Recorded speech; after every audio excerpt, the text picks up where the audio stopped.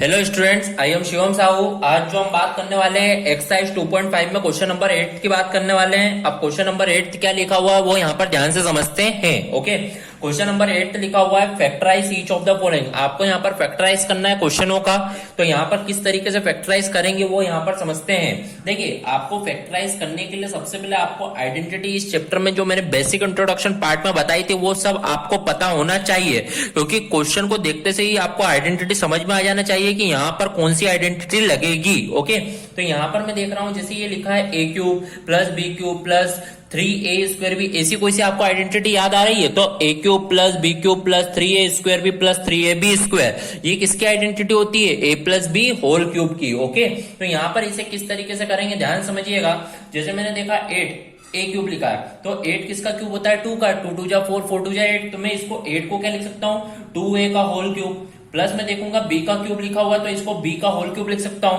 अब मैंने देखा a क्यूब हो गया, b क्यूब हो गया, तो a मतलब क्या है? 2a और b मतलब क्या है? b। ओके, तो a cube plus b cube plus क्या लिखते हैं? 3a²।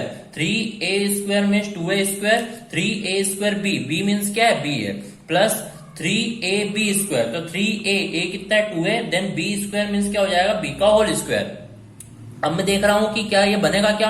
2 का स्क्वायर 4, 4 3 12, a² भी हाँ बन रहा है, 3 2 6ab², 6ab² बन रहा है। तो इसका मतलब ये जो प्रॉपर्टी है वो a plus B whole cube की अपनी सही प्रॉपर्टी लग रही है। तो a क्या है यहाँ पर? 2a प्लस b क्या है यहाँ पर? b का होल क्यूब। तो इस तरीके से आपका फर्स्ट वाला पार्ट क्या होगा? सॉल्व होगा। ओके, बढ़ते अपने नेक्स्ट पार्ट की ओर। नेक्स्ट पार्ट भी इस तरीके का ही दिख रहा है। यहाँ पर लिखा हुआ है 8a³ minus b³ minus 12a² भी प्लस 6ab²। बस यहाँ पर माइनस आ गया तो आप समझ जाइए कि a minus B whole cube के फॉर्म में आपका आंसर आएगा। बस आपको यहाँ पर a और b की वैल्यू पता होना चाहिए। तो आप देखिए 8 किसका क्यूब है? मतलब 2a का होल क्यूब लिख सकते हैं, माइनस b का क्यूब मतलब b का होल क्यूब, आपने ये लिख दिया। अब आपके a³ माइनस b³ माइनस क्या होता है? 3a² भी, 3a² मतलब 2a का स्क्वायर, देन b मतलब b है, तो 3a² b और आखिरी में प्लस 3ab², 3ab²। इस तरीके से मैंने यहाँ पर वैल्यू पुटअप करी और मैं देख रहा हूँ क्या आंसर आएगा। क्या? 2 का स्क्वायर 4, 4 3 12 आएगा a² b, देन 3 2 6 ab², ये भी बन रहा है। तो मतलब इसका मतलब यहाँ पर a और b की वैल्यू क्या है? सही है। तो आप देखेंगे a³ minus b³ minus 3a² b plus 3ab², ये आइडेंटिटी होती है a minus B whole cube की।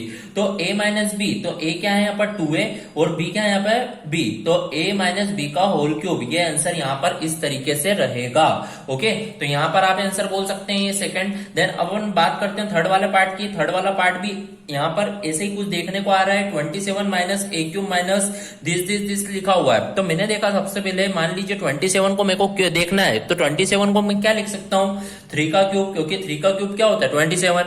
देन फिर मैंने देखा 125 किसका क्यूब होता है? 5 का। 5 का 25, 25 5 जो 125, इट मीन मैं 125 को लिख सकता हूँ 5a का होल क्यूब। तो यहाँ पर a³ माइनस b³ की वैल्यू आ गई। यदि आप डायरेक्ट आंसर लिखना चाहो तो आंसर लिख सकते हो कि आंसर जो आएगा वो क्या आएगा? माइनस के फॉर्म में, इसलिए 3 माइनस 5a का होल क्यूब आएगा। ओके, बट चेक करने के लिए अपन इसे आगे भी लिखते हैं। ओके, तो यहाँ पे a³ माइनस b³ हो गया, माइनस क्या होता है? 3a², 3a² b, 3a² b, b कितना है यहाँ पर? 5 है, 3a² b प्लस 3ab², तो इस तरीके से बस चेक कर लीजिए क्या ये बनेगा क्या? 3 का स्क्वायर 9, 9 3 27, 27 5 जा 135 होता है। ए आप देख लीजिएगा मल्टीप्लाई करके।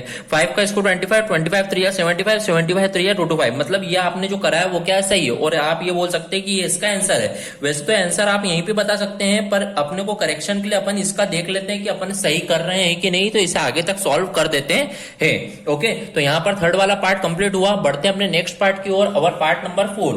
तो पार्ट नंबर 4 देखिएगा, कुछ इसी तरीके का क्वेश्चन ये भी दिख रहा है। यहाँ पर मैंने देखा 64 का a³ माइनस 27 b³। तो यहाँ पर आप देखिए 64 किसका क्यूब होता है? 4 4 या 16, 16 4 4 4 या 16, 16 4 या 64। इट मींस मतलब मैं इसको लिख सकता हूँ 4a का होल क्यूब। फिर मैंने देखा 27 किसका क्यूब होता है? 3 3 9, 9 3 27, मतलब 3b का होल क्यूब। यदि आप यहाँ पर आंसर बोलना चाहते हैं कि आंसर क्या होगा, तो माइनस के फॉर्म में तो आप पहले ही बोल सकते हैं a माइनस बी का होल क्यूब होगा। तो a कितना है? 4a माइनस b कितना है? 3b, तो होल क्यूब ये आंसर रहेगा। बट चेक करने के लिए अपन आगे करेंगे a³ minus b³ minus 3a², a² मतलब 4a², 3a² b, b मतलब कितना है? 3b, प्लस क्या होता है 3ab², 3a कितना है 4 है, b² मतलब यहाँ पे क्या है, यहाँ पर 3b का होल स्क्वायर, या आप लिख दीजिए और जब इसका कैलकुलेशन करेंगे तो यही आएगा ये। ओके, तो इस तरीके से आपका ये फोर्थ वाला यहाँ पर सॉल्व होगा। ओके, बढ़ते अपने नेक्स्ट क्वेश्चन की ओर, नेक्स्ट पार्ट की ओर। Next part is our fifth part. Fifth part भी देखेंगे किस तरीके से ये सॉल्व होगा। ओके, तो यहाँ पर आप देखेंगे 27p का क्यूब लिखा हुआ है, तो 27 मतलब ये हो जाएगा 3p का होल क्यूब में लिख सकता हूं, तो इसे मैंने लिख दिया। 1/216 लिखा है, 216 किसका क्यूब होता है 6 का, क्योंकि 6 6 जा 36, 36 6 जा 216। इट मीन्स मैं इसको लिख सकता हूँ 1/6 का होल क्यूब, तो ये भी लिख दिया। तो a³ माइनस b³ माइनस है 3a² भी होता है, तो माइनस 3a², a² मतलब ये 3p का स्क्वायर, 3a² b मतलब क्या है 1/6, प्लस क्या होता है 3ab², 3a मतलब यहाँ पे क्या है 3p, देन b² मतलब यहाँ पे क्या है 1/6 का होल स्क्वायर। तो इस तरीके से सिर्फ मैंने यहाँ पर फॉर्मूला जो मेरे को पता है वो यहाँ पर वैल्यू रखी है। जब मैं इसे सॉल्व करूंगा तो मेरा आंसर ये आएगा, जब इसे सॉल्व करूंगा ये आएगा। तो इट मीन्स मैं देख रहा हूँ यहाँ पर a माइनस b का होल क्यूब लग रहा है, तो यहाँ पर मैं देखूंगा a जो है वो कितना है 3p माइनस b जो है वो कितना है 1/6, तो a minus b whole cube ये मेरा आंसर रहेगा, 3p माइनस 1/6 का होल क्यूब। ओके, तो इस तरीके से मेरा ये फिफ्थ वाला पार्ट क्या होगा, कंप्लीट होगा। So here our question number 8 of exercise 2.5 is completed. If any doubt in this question, then comment in a comment box. Okay, thank you.